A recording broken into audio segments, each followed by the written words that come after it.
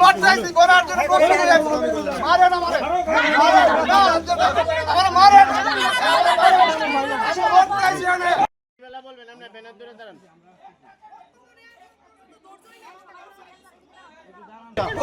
আমারে বই দিছে আমাকে বলছে উনি সংবিধানকে সমর্থন করে আমরা এটা নিয়ে প্রতিবাদ করতে আসছি যে আমরা আমাদের শিক্ষার্থীরা কেন সুশিক্ষা থেকে বঞ্চিত হবে।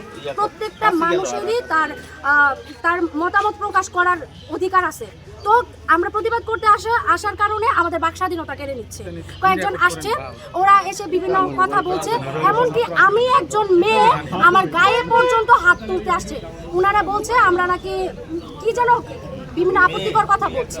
বলার পরে আমি একটা কথা বলার কারণে আমার গায়ে হাত তুলতে আসছে। আমি একজন মেয়ে, যেখানে আমি একজন মেয়ে নিরাপত্তাহীন, আমার নিরাপত্তা দিতে পারছে না, তারা সমাজে কি করবে?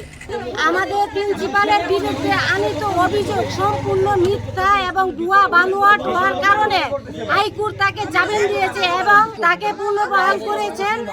যে কারণে আমরা এখানে আজকে এসেছি যে আমাদের প্রিন্সিপালকে আবার পুনর্বহাল করেছেন। আমাদের প্রিন্সিপালের রুমের মধ্যে বহিরাগতদের তালা লাগানো হয়েছে। কেন বহিরাগতরা তালা লাগাবে? সরকারি একটা প্রতিষ্ঠানে তালা লাগানোর অধিকার তারা কোথায় পায়? আমাদেরকে সেই জবাবদিহি আপনারা করতে হবে। আমার প্রশাসনের কাছে এটাই জানা, একজন সরকারি প্রতিষ্ঠানে কি বহিরাগতরা তালা দিতে পারে? বহিরাগতরা কি সরকারি প্রতিষ্ঠান এটা কি স্কুলের বন্ধ করে দিতে পারে? আমার প্রশ্ন থাকলো এটা। সরকারি প্রতিষ্ঠান চলাকালীন সময় কেন স্কুলে ঘন্টা দিয়ে স্কুল ছুটি দেওয়া হবে? প্রিন্সিপাল স্যারকে পুনর্বহাল করছে হাইকোর্ট।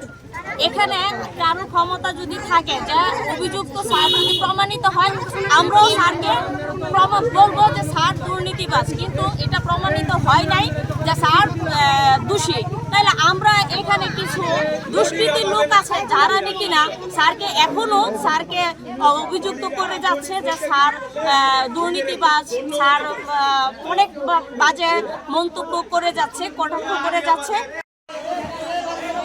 বেলা বলবেন আপনি ব্যানার ধরে দাঁড়ান